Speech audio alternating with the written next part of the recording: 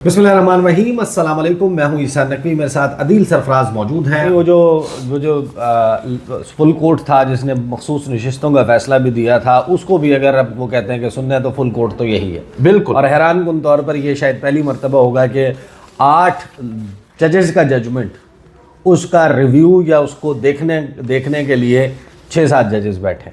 Exactly. और यहाँ पर वो ये कह रहे हैं कि हमने इन अनोमलीज़ को दूर करने के लिए, अवॉइड करने के लिए, मैंने और मुनीब अख्तर साहब ने एक ऑर्डर पास किया था। उस वक्त की जो प्रैक्टिस एंड प्रोसीजर कमेटी थी उसकी अक्सरियत थी, एक आप कह सकते हैं 3 में से 2 मेंबरान ने एक ऑर्डर पास किया था और 31 तारीख को ऑर्डर आया था कि इनको समाअत के लिए मुकर्रर किया जाए, गालिबन 4 नवंबर को। उस ऑर्डर पर ताहाल अमल दरामद नहीं हो सका और फिर बड़ी इज़्ज़त और आप कह सकते हैं एहतराम के साथ वो कह रहे हैं कि as we never received any response from your good self, हमने आपसे भी कोई हमें जवाब उस पर नहीं मिला और ना ही रजिस्ट्रार साहब ने जहमत गवारा की है हमारे उस ऑर्डर पर अमल दरामद करने की। आगे जाकर जो मैं बात कर रहा था ना कि फुल कोर्ट कैसे सुन सकती है, वो ये बता रहे हैं कि जो अभी रिसेंटली ऐड किया गया है आइन में एक आर्टिकल 191A, उसके अंदर ये कहा गया है स्पेसिफिकली कि जो बेंच है, कॉन्स्टिट्यूशनल बेंच जो है, वो सुन सकता है तमाम तर मुकदमात 184(3) के या मुफाद आमा के। दीगर बेंचेस उन मामलात को नहीं सुन सकते। मगर साथ वो ये भी कह रहे हैं but does not bar full court, यानी फुल कोर्ट जो है सुप्रीम कोर्ट का, उसको उस आइन में कहीं नहीं कहा गया कि वो नहीं सुन सकता इन मामलात को। जाहिर बात है सर, देखें सुप्रीम कोर्ट के अंदर जो आप कह सकते हैं आइन है, आइन में सुप्रीम कोर्ट क्या है? देखें सुप्रीम कोर्ट तो है 17 जजेस including chief justice of Pakistan. Supreme court जो है उसके पास इख्तियार दिया जाता है आइन में कि वो सुनेगा कॉन्स्टिट्यूशनल मैटर्स को। और यहाँ पर फिर लेकिन अब कानून के तहत तादाद तो बढ़ाई जा चुकी है, 17 के बजाय नहीं, अभी जजेस आए नहीं है ना, आए नहीं है, लेकिन जाहिर है कि जो अभी एग्जिस्टिंग जजेस हैं वही फुल कोर्ट है। बिल्कुल। और यहाँ पर वो फिर आगे ये भी बता रहे हैं जो डिस्टिंक्शन है फुल कोर्ट में और दीगर बेंचेस में, वो इस्टेब्लिश्ड हैं और एक्सप्लिसिटली रिकग्नाइज्ड हैं article 203J, 2, C and D में। और अगर आपके लॉर्डशिप को इस पर भी कोई शक शुबा है तो इस कॉन्स्टिट्यूशनल पोजीशन के ऊपर, तो वो इस तमाम तर मामले को जुडिशल साइड पर भी फुल कोर्ट के सामने रख सकते हैं और मेरिट्स के ऊपर इनको डिसाइड भी कर सकते हैं। ये वो नुकात हैं जो कि जस्टिस मंसूर अली शाह साहब ने आज अपने कल वाले इस ख़त में लिखे और इसमें साथ साथ वो कुछ और चीज़ें बड़ी अहम मेंशन कर रहे हैं। अगर मैं आपको बता दूं, commission has gone ahead and nominated.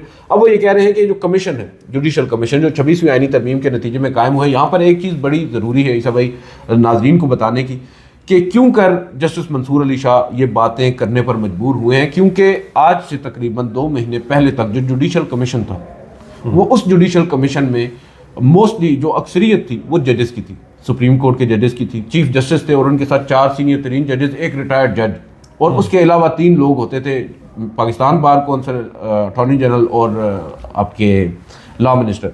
अब यहाँ पर क्या हुआ, अब सुप्रीम कोर्ट में जुडिशल कमीशन की मीटिंग होती है, सरबराही भी चीफ जस्टिस ऑफ पाकिस्तान करते हैं, मगर अक्सरियत हुकूमत के पास है।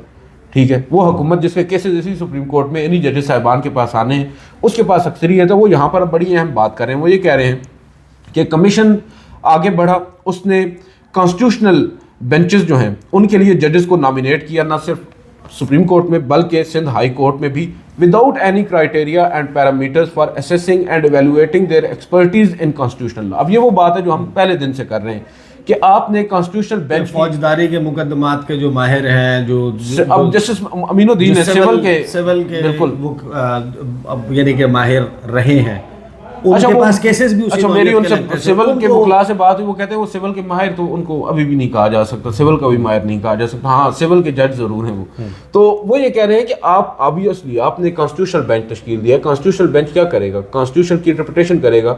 यही वजह है ना सर, आज जस्टिस मंसूर अली शाह जो बात कर रहे हैं कि आपने बगैर किसी क्राइटेरिया के उनकी कॉन्स्टिट्यूशनल एक्सपर्टीज का जायजा लिए बगैर उनको आपने कॉन्स्टिट्यूशनल बेंचेस में नामजद तो कर दिया है। आज आप देख रहे हैं कितने दिन गुजर चुके हैं, ये वो नहीं कह रहे, मैं कह रहा हूँ, आप भी यहाँ पर मौजूद हैं, मैं भी मौजूद हूँ। कौन सी एक जजमेंट है जिसको रिपोर्टेड जजमेंट कहा जा सकता है इस कॉन्स्टिट्यूशनल बेंच ने रेंडर की हो? एक भी नहीं। जब से ये कॉन्स्टिट्यूशनल बेंच बना है, वजह क्या है? जब एक्सपर्टीज ही नहीं है।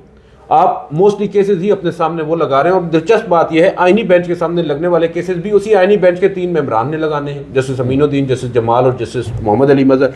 तो जस्टिस मंसूर अली शाह जो बातें कर रहे हैं پریکٹیکلی تھیوریٹیکلی تمام 100% درست ہیں. صرف سوال اٹھتا ہے کیا یا افریدی صاحب یہ باتیں سنیں گے اور ان باتوں پر عمل درآمد کریں گے. اب آگے وہ یہ کہہ رہے ہیں منٹس آف دا میٹنگ کا بھی شکوہ کر رہے ہیں کہ کیوں کر منٹس آف دا میٹنگ جاری نہیں کیا جا رہا ہے. پھر شفافیت کی بھی بات کر رہے ہیں. انہوں نے کہا کہ ہمیشہ یہ بات کی جاتی ہے کہ سپریم کورٹ جو ہے یہاں پر پبلک امپورٹنس جو ہے اس کو مد نظر رکھا جاتا ہے. مونومنٹ بھی بنائے جاتے ہیں بنیادی انسانی حقوق کے, مگر جس پبلک کے لیے آپ یہاں پر بیٹھ کر اپنا کام کر رہے ہیں اسی پبلک کو بتا نہیں رہے کہ جو فیصلے آپ کر رہے ہیں وہ کیسے کر رہے ہیں. آپ اگر جوڈیشل کمیشن میں کوئی فیصلے کر رہے ہیں ان کو پبلک کیوں نہیں کر رہے, ان کے منٹس آپ کیوں کر جاری نہیں کر رہے. یہ تمام تر چیزیں ہیں جو اس میں انہوں نے لکھی. اور آخر میں وہ یہ کہتے ہیں کنسیڈرنگ دا ابو, میں ایک مرتبہ پھر آپ سے گزارش کرتا ہوں کہ فل کورٹ بلائیں سپریم کورٹ میں اور رجسٹرار کو یہ حکم دیں کہ وہ ان تمام پینڈنگ درخواستوں کو سماعت کے لیے مقرر کرے. اور ہمبلی یہ بھی ریکویسٹ کرتے ہیں کہ جو کانسٹیٹیوشن جو جوڈیشل کمیشن ہے اس کی میٹنگ کو, جو کل میٹنگ ہونے جا رہی ہے, اس کو پوسٹ پون کیا جائے اور جو رولز ہیں ان کو بنایا جائے. اب اس میں ایک بہت سارے لوگ ہیں, ظاہر ہے یہ ویڈیو دیکھیں گے اس وقت 6 دسمبر کا آغاز ہو جائے گا, تو 6 دسمبر جمعے کے دن جو میٹنگ ہونی ہے اس میٹنگ کو پوسٹ پون کرنے کے لیے یہ خط لکھا گیا. اور ساتھ یہ کہا گیا ہے کہ جس وقت تک 26ویں آئینی ترمیم کے آئینی ہونے کے حوالے سے اس کی کانسٹیٹیوشنل ویلیڈیٹی کے حوالے سے جب تک سپریم کورٹ کا فل کورٹ یعنی تمام ججز جو ہیں وہ بیٹھ کر اس کو نہیں اوکے کر دیتے, جتنی پٹیشنز ہیں ان کو انٹرٹین نہیں کر دیتے, ان کے اوپر فیصلہ صادر نہیں کرتے, اس وقت تک اس جوڈیشل کمیشن کا اجلاس بلانا اور اس کے تحت ججز کی تعیناتی کرنا مختلف ہائی کورٹس میں وہ ممکن نہیں ہے. اور ایک خط یہ تو جس کا ہم نے تذکرہ کر لیا یہ خط ہے. پھر اس کے بعد فالو اپ میں ایک اور خط جو ہے وہ جسٹس منصور علی شاہ کی طرف سے لکھا گیا. وہ خط کیا ہے؟ جی ابھی تھوڑی دیر پہلے آج 5 تاریخ کو یہ خط آیا ہے, تقریباً 12 گھنٹے پہلے اس میٹنگ سے, جس میں انہوں نے ایڈریس اس خط میں کیا ہے جوڈیشل کمیشن کو, اور وہ تحفظات کا اظہار کر رہے ہیں رولز بنائے بغیر جو ججز کی اپوائنٹمنٹس کرنے جا رہی ہے جوڈیشل کمیشن اس کے اوپر. اور وہ یہ کہہ رہے ہیں کہ ججز تعیناتی سے پہلے واضح رولز بنائے جائیں, ججز تعیناتی کے لیے واضح پالیسی اور کرائٹیریا بنانا ضروری ہے, اور رولز بنانے والی کمیٹی کی سربراہی میں کر چکا ہوں. رولز میکنگ کمیٹی آپ کو معلوم ہے ایک طویل عرصہ انہوں نے کام کیا, بعد ازاں جسٹس قاضی فائز صاحب نے اس ترمیم جو کہ بعد ازاں ہو بھی گئی اس کے پیرائے میں اس کو ٹیک اپ ہی نہیں کیا. اب وہ یہ کہتے ہیں کہ ججز کی تعیناتی سے متعلق جو رولز ہیں اس کا پیمانہ طے کیا گیا تھا. ججز کی قابلیت, سمجھ بوجھ, ابلاغ اور ورک لوڈ مینجمنٹ کی صلاحیت کو رولز میں شامل کیا جانا تھا. آرٹیکل 175A کے مطابق ابھی تک رولز بنائے ہی نہیں گئے. اب وہ یہ کہہ رہے ہیں کہ ایک جانب انہوں نے 26ویں آئینی ترمیم کا پہلے خط میں ذکر کیا, اب اس خط میں وہ یہ کہہ رہے ہیں کہ آپ جوڈیشل کمیشن کا اجلاس بلا رہے ہیں, اس جوڈیشل کمیشن میں آپ ججز کو اپوائنٹ کریں گے, اعلیٰ عدلیہ میں ججز کو, اور آپ نے ابھی تک ایک کرائٹیریا ہی طے نہیں کیا کہ کس کرائٹیریا. ایک اور بڑی دلچسپ بات یہاں پر عیسیٰ بھائی آج جسٹس منصور علی شاہ صاحب نے کہی ہے, میں وہ مس کر دی پچھلی والے خط میں. انہوں نے یہاں پر ایک اور بات کی, انہوں نے کہا کہ آپ نے جو ججز کی اپوائنٹمنٹس کی ہیں یا ججز کو آپ اپوائنٹ کر رہے ہیں, آپ اس میں کوئی کرائٹیریا نہیں دیکھ رہے. جو بیسیکلی جوڈیشل کمیشن میں بھی جو اب یہ دوسرا خط ہے اس میں بھی وہ یہی بات کر رہے ہیں جسٹس منصور علی شاہ کہ آپ نے ایک کرائٹیریا طے کرنا ہے, آپ نے اس کرائٹیریا کے اوپر چلتے ہوئے آپ نے اکثریت دیکھی ہے, آپ نے دیکھا ہے کہ اکثریتی رائے کے ساتھ حکومت نے اگر ایک نام پروپوز کیا ہے آپ نے ہاتھ کھڑے کر دیے ہیں, ہاں جی ٹھیک ہے, اکثریتی ججز ایک سائڈ پر ہو گئے یا اکثریتی ممبران ایک سائڈ پر ہو گئے, اور اکثریتی ایک سائڈ پر ہوں گے کیونکہ سارے حکومت سے ہیں. اکثریت آپ کو معلوم ہے حکومت کے پاس ہے, میرے خیال سے 13 میں سے 12 تو حکومت کے لوگ ہیں, 8 حکومت کے لوگ ہیں. تو آبویسلی وہ یہی کہہ رہے ہیں, وہ یہ کہہ رہے ہیں کہ آپ یہ کام جو کر رہے ہیں اس میں آپ کو کرائٹیریا تو دیکھ نہیں رہے. اب یہاں پر وہ یہ کہہ رہے ہیں کہ ججز کو اپوائنٹ کرنے کا طریقہ کار وضع کیا جائے. طریقہ کار وضع نہیں ہوگا تو کل کیا ہوگا؟ کل فاروق ایچ نائک صاحب یا اعظم نذیر تارڑ صاحب یا کوئی بھی رکن ایک اٹھ کر حکومتی رکن کہے گا یہ فلان جج ہے, یہ فلان جج ہے, یہ فلان جج ہے, ان کو لے کر آنا ہے.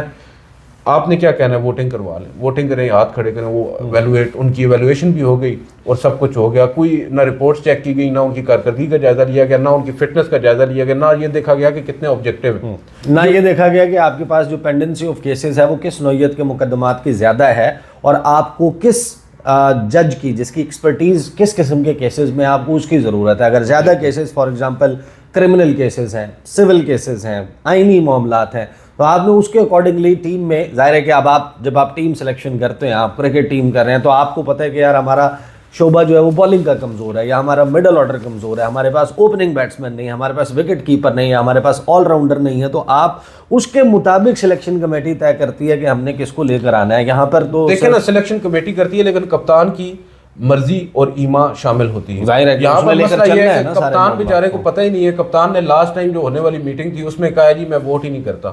آپ نے پھر بھی اپنی مرضی سے کام کر لی ہے. میں سندھ ہائی کورٹ میں ججز کی اپوائنٹمنٹ کی بات کر رہا ہوں, سوری نامزدگی کی بات کر رہا ہوں کانسٹیٹیوشنل بینچ کے لیے.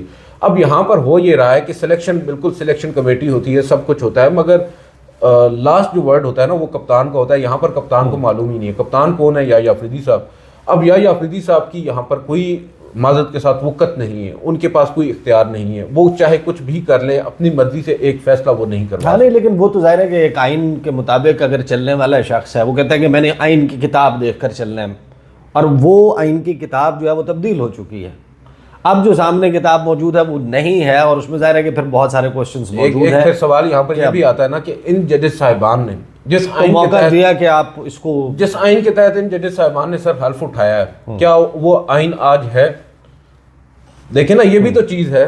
ان ججز صاحبان نے جس آئین کے تحت حلف اٹھایا تھا, کیا وہ اس آئین کے تحت سپریم کورٹ کی یہی حالت تھی جو اس وقت تھی جو آج ہے؟ تو یہ بھی تو چیزیں, یہ بھی دیکھنا چاہیے. اب ہو سکتا ہے جسٹس منصور علی شاہ صاحب کے آج کے اس خط اور گزشتہ روز کے خط کے بعد بہت ساری چیزیں واضح ہو رہی ہیں کہ ممکنہ طور پر سپریم کورٹ آف پاکستان میں اب بھی اگر 26ویں آئینی ترمیم جو ہے اس کو حتمی شکل نہ دی گئی تو شاید کچھ اور بھی ہو سکتا ہے. اور پھر ظاہر ہے کہ اب یہ تاثر یہی ہے کہ یہ آخری موقع جو ہے وہ ہے شاید چیف جسٹس یحییٰ آفریدی کے پاس کہ اب اس سارے معاملے کو ڈیسائیڈ کر لیں. ان فیور آف گورنمنٹ ہے, اگینسٹ گورنمنٹ ہے, does not matter, but supreme court کے فل کورٹ بیٹھ کر ڈیسائیڈ کرے. اور یہ بات میں نے متعدد جو لا ایکسپرٹس ہیں ان سے پوچھی, جو ماہرین قانون اور آئین ہے, کہ کیوں کر آئینی بینچ اس کو نہیں سن سکتا. تو اس میں جو سب سے اسٹرانگ پوائنٹ ہے وہ یہ ہے کہ بائی پروڈکٹ ہے آئینی بینچ 26ویں آئینی ترمیم کا. وہ بینیفیشری ہے, اس کے ذریعے وجود میں آیا ہے, اس کے ذریعے ان کی اتھارٹی ڈرائیو ہوتی ہے, وہ وہاں سے لیتے ہیں اپنا اختیار. جب 26ویں آئینی ترمیم کو چیلنج کیا جائے گا تو اس کو وہ نہیں سن سکتی جو چیز وجود ہی 26ویں آئینی ترمیم کی وجہ سے آئی ہے. تو اس کو فل کورٹ نے سننا ہے. یہ آخری کوشش لگتا ہے کہ جسٹس منصور علی شاہ کی ہے, اور اگر یہ کوشش بھی ناک ڈاؤن ہو جاتی ہے پھر وہ سوال دوبارہ وہاں پر آ جائے گا کہ کیا یہ ججز استعفے دے کر چلے جائیں گے, یہ چھوڑ دیں گے, یا اسی طریقے سے معاملہ جو ہے وہ کہتے ہیں کہ اسی تنخواہ کے اوپر نوکری جاری رہے گی. یہ اب میرا خیال ہے کہ تنخواہ بھی تو بڑھ گئی ہے نا, ہاں بڑھ گئی ہے, اور اسی تنخواہ پہ نوکری جاری رہے گی. یہ اب اس فیز میں جو ہے وہ مرحلہ وہ والا آ گیا کہ جہاں پر یہ چیزیں ڈٹرمن ہونی ہے. اب تک کے لیے اتنا ہی. مجھے اور عدیل سرفراز کو اجازت دیجیے. اللہ حافظ.